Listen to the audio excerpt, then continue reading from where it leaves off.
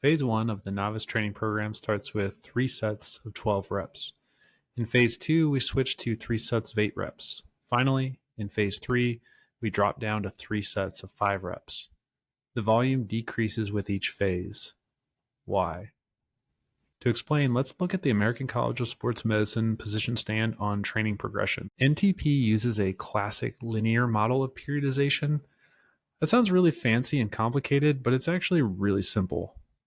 The ACSM defines the term periodization as simply a systematic process of changing one or more elements of the program over time to keep the training challenging and effective.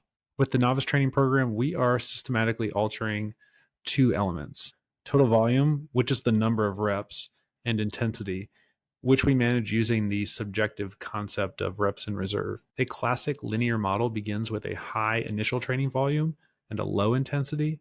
Then, as the training progresses, the volume decreases and the intensity gradually increases. Let's compare all 3 phases.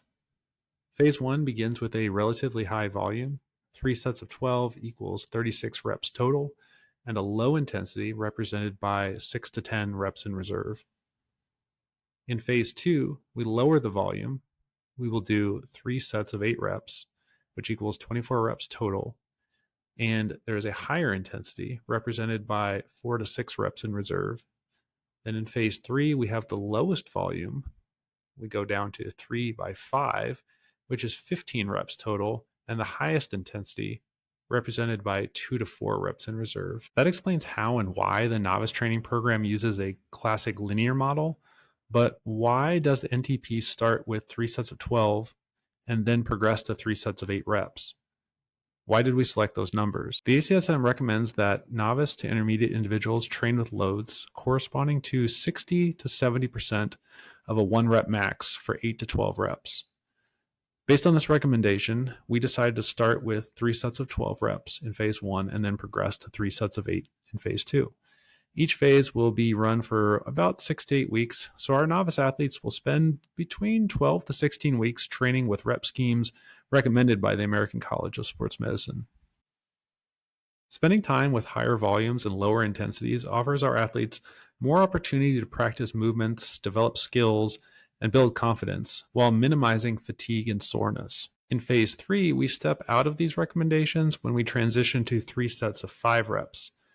This is done so that our people can experience higher intensity training at a level that may allow them to estimate a 1 rep max for several exercises. Of note, we don't use percentages for NTP, even though the American College of Sports Medicine recommends that we should. In my opinion, this is part of the problem with the guidance for introducing novices to strength training. If someone has never performed a specific lift, then we don't know their 1 rep max for that lift. Therefore, we can't calculate 60 to 70% of a number that we haven't measured.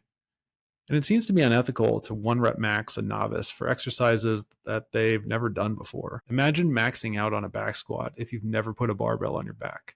Instead, we control intensity with the concept of reps in reserve. Critics of using subjective rating scales like reps in reserve will say that you can't accurately use a subjective rating scale unless you take an athlete to failure.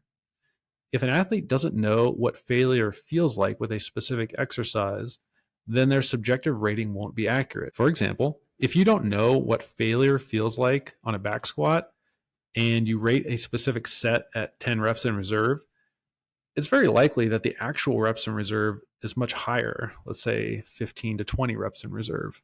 While I understand the argument against subjective rating scales, when working with novices, this amount of inaccuracy actually works to our benefit. If you're new and you're stressing your muscles, you're going to make gains. Keeping novices further away from failure reduces muscle soreness, preserves energy, manages fear, and builds confidence. Less soreness and more energy makes training more fun, and people tend to be more active throughout the training week, which hopefully increases physical activity outside of the gym, like maybe walking more. This is why we deviate from the ACSM's guidance on this specific topic. Now that you understand why we selected the 12, 8, and 5 rep schemes for each phase, why do we use 3 sets? The ACSM recommends that 1 to 3 sets per exercise be used by novice individuals initially. 3 sets is a static variable in this program throughout all 3 phases. Beyond the ACSM recommendations, sticking to 3 sets works well for 2 main reasons. It's time efficient and it's easy to remember. Why do we only strength train 2 days per week? The ACSM recommends that novice individuals train the entire body 2 to 3 days per week.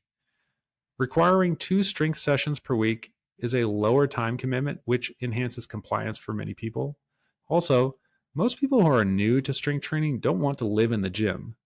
They are looking for the minimum effective dose to be healthy and to have some fun with strength training.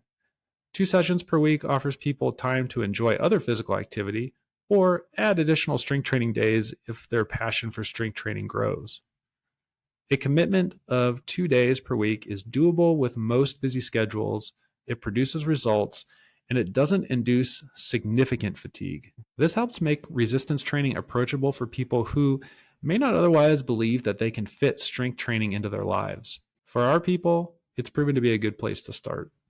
Does the NTP exercise selection process align with the ACSM recommendations? In a previous video, I outlined the exercise selection algorithm.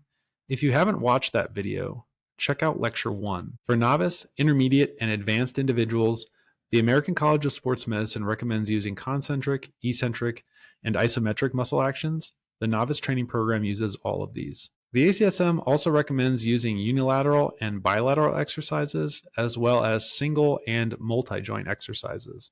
Additionally, the ACSM believes that you should put an emphasis on multi-joint exercises for maximizing overall strength. During the Novice Training Program, we work bilateral lower body exercises on alpha days and unilateral lower body exercises on our Bravo days. If you're currently using NTP, have you noticed this pattern yet? If not, please check out Lecture 1. Unilateral and bilateral upper body exercises are alternated at random. The vast majority of NTP trains with multi-joint exercises like the squat, deadlift, and push-up. Examples of single joint exercises used in the NTP are single leg Romanian deadlifts and dumbbell curls.